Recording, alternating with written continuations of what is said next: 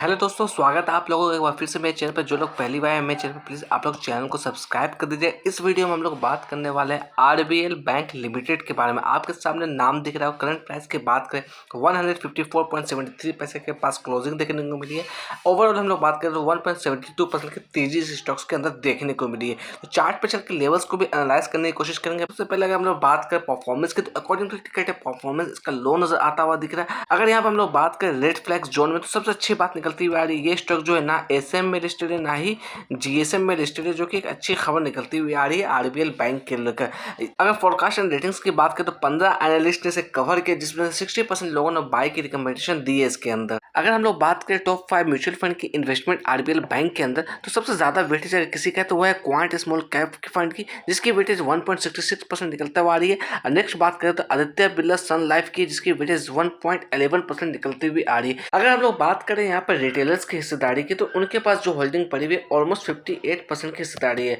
अगर हम लोग बात करें यहाँ पर डोमेस्टिक इन्वेस्टर यानी कि बड़े प्लेयर जो हमारे हैं, उनके पास अगर हिस्सेदारी की बात करें तो सिर्फ और सिर्फ 6% की हिस्सेदारी है। अगर पिछले क्वार्टर से हम लोग बात करें तो यहाँ पे इंक्रीज की है। वहीं हम लोग बात करें एफआईएस की होल्डिंग के बारे में, तो पिछले क्वार्टर में यानी कि जून 2024 के क्वार्टर में इनके पास होल्डिंग थी 28% की, और सितंबर 2024 में इन्होंने 28% से घटाकर इसे लगभग 14% कर लिया, जो कि एक थोड़ा सा नेगेटिव यहाँ पर बात निकलती हुई आ रही है एफआईएस की।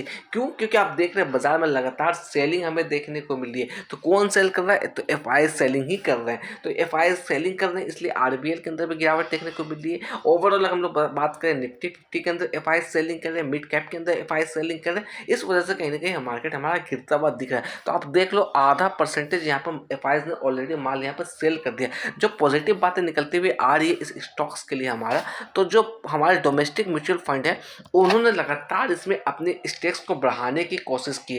पिछले क्वार्टर में जहां इनके पास सिर्फ और सिर्फ 8% की हिस्सेदारी थी, इस क्वार्टर की बात करें यानी कि सितंबर 2024 की हम लोग बात करें तो वहां पर 20% की हिस्सेदारी म्यूचुअल फंड के पास आ चुकी है। अगर हम लोग बात करें आरबीएल बैंक के अंदर रिटर्न्स को लेकर, तो देखिएगा रिटर्न्स के नाम पे आपको कुछ भी यहाँ पर नजर नहीं आता हुआ दिख रहा है। पिछले 2 सालों में सिर्फ और सिर्फ 8.5% का पॉजिटिव रिटर्न्स है। बाकी अगर हम लोग कंपेयर कर ले ईयर ऑन ईयर बेसिस पे या फिर मंथ ऑन मंथ बेसिस पे, तो सिर्फ और सिर्फ यहाँ पर नेगेटिव रिटर्न्स मिलता हुआ दिख रहा है। तो लॉन्ग टर्म में जो निवेश किए होंगे पिछले 5 सालों में, तो यहाँ पर उनका पैसा ऑलरेडी आधा हो चुका है, और साथ ही साथ उन्हें 5 साल का टाइम भी यहाँ पर लग चुका है। अगर पिछले 5 सालों में बात करें तो 53% का नेगेटिव रिटर्न है। पिछले 1 साल में बात करें तो -37% का रिटर्न है। पिछले 3 महीनों में बात करें तो -27% का नेगेटिव रिटर्न है।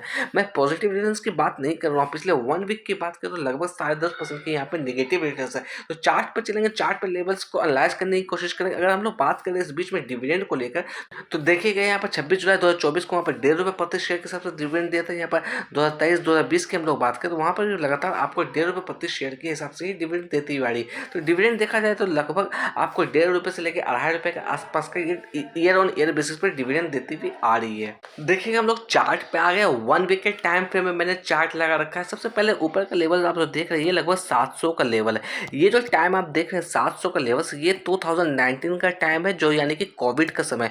उसके बाद जहां सारे स्टॉक्स पे गिरावट देखने को मिली, तो वहां पर इस स्टॉक्स के अंदर भी गिरावट देखने को मिली। यहाँ पर थोड़ा सा एड ऑन कर दूं, यहाँ पर इस स्टॉक्स के अंदर ना ही हमें स्प्लिट देखने को मिला है, ना ही किसी तरह का अभी तक बोनस देखने को मिला।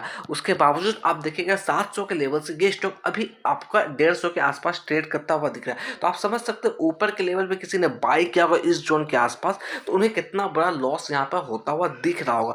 तो इसकी सिचुएशन और बंधन बैंक की सिचुएशन लगभग यहाँ पर सेम होती हुई दिख रही है। तो इसलिए मैं यहाँ पर बात करूंगा, अगर आप यहाँ पर फ्रेश एंट्री लेना चाहते हैं तो सिंपली आप अवॉइड कर लीजिए। इसलिए मैं आपको यहाँ पर सबसे पहले परफॉर्मेंस और इसके रिटर्न्स दिखाता हूँ कि रिटर्न्स आप देखकर थोड़ा सा कहीं ना कहीं अवेयर होकर काम करिएगा। तो पिछले 5 सालों में आपने देखा -53% था यहाँ पे पॉजिटिव रिटर्न्स कुछ भी नहीं है। तो यहाँ पर भी अगर इस एरिया में भी किसी ने बाई किया उन्हें अभी भी लॉस होता हुआ दिख रहा होगा। अवेयर हो जाइए, फ्रेश एंट्री सिंपली आप अवॉइड करके चलिए। मैं यहाँ पर फ्रेश एंट्री बिल्कुल भी अवॉइड करने की बात कहूंगा। अगर आप यहाँ पर बहुत ज़्यादा इंटरेस्टेड हो भी नहीं लेने के लिए, ये सोचकर कि ऊपर के लेवल से गिर चुका मैं एक्यूमुलेट कर लो फिर यहाँ से मैं ऊपर जाएगा, तो मैं कहीं ना कहीं प्राइस टू प्राइस पे एग्जिट कर जाऊंगा। अगर इस सोच से आप लेना चाहते हैं तो आप द कैपिटल के रिस्क के हिसाब से जाकर अगर लेना चाहते हैं तो वो आपकी डिसीजन होना चाहिए। मैं किसी भी तरह का बाय और सेल का यहाँ पे रिकमेंडेशन आपको नहीं दे रहा हूँ। अगर हम लोग बात करें इसके अंदर, तो सिंपली मैं तो यहाँ पर अवॉइड करने की बात करूंगा। अभी जो पैटर्न बन रहा है ये गिरावट वाली ही पैटर्न बनेगी, इसलिए आप थोड़ा सा इसको अवॉइड करके चलिए। जो जो पैटर्न आप नज़र आता हुआ दिख रहा है अभी, इस हिसाब से ये स्टॉक्स कहीं न कहीं 132 के लेवल के आसपास जाता हुआ दिख सकता है। तो आप इसमें अवेयर होकर काम करिए, क्योंकि मार्केट में भी कहीं न कहीं सेंटीमेंट जो है नेगेटिव वाली है। तो वैसे ही सेंटीमेंट अगर बनी रहती है तो ये स्टॉक्स कहीं न कहीं और नीचे आपको जाता हुआ दिख सकता है। अपसाइड के लिए टारगेट की अगर हम लोग बात करें, जो हमारा पहला लेवल हो सकता है रेजिस्टेंस का, वो लेवल कहीं न कहीं नज़र आता हुआ दिख रहा है ₹164 का। ये एक पहला रेजिस्टेंस लेवल हो सकता है। अगर हम लोग बात करें कुछ और टेक्निकल्स को लेकर आरबीएल बैंक के अंदर, तो देखिएगा मूविंग एवरेज की अगर बात करें तो 13 ऐसे मूविंग एवरेज जो कि कहीं ना कहीं सेल का ही यहाँ पर इंडिकेशन शो कर रहे हैं। अगर इसके हम लोग क्वार्टर्स के नंबर्स की बात करें, ईयर ऑन ईयर बेसिस पे बात करें या क्वार्टर ऑन क्वार्टर बेसिस पे बात करें, तो नंबर में यहाँ पर डिक्लाइन हमें देखने को मिली है, यानी कि बहुत ही खराब नंबर्स इसकी आई है। तो इस हिसाब से भी कहीं ना कहीं स्टॉक्स के अंदर थोड़ी बहुत गिरावट हमें और देखने को मिल सकती है। चलते चलते मैं यहाँ पर कहना चाहूँगा, जो भी मेरे चैनल पर पहली बार है, मेरे चैनल को प्लीज़ आप लोग सब्सक्राइब कर दीजिएगा।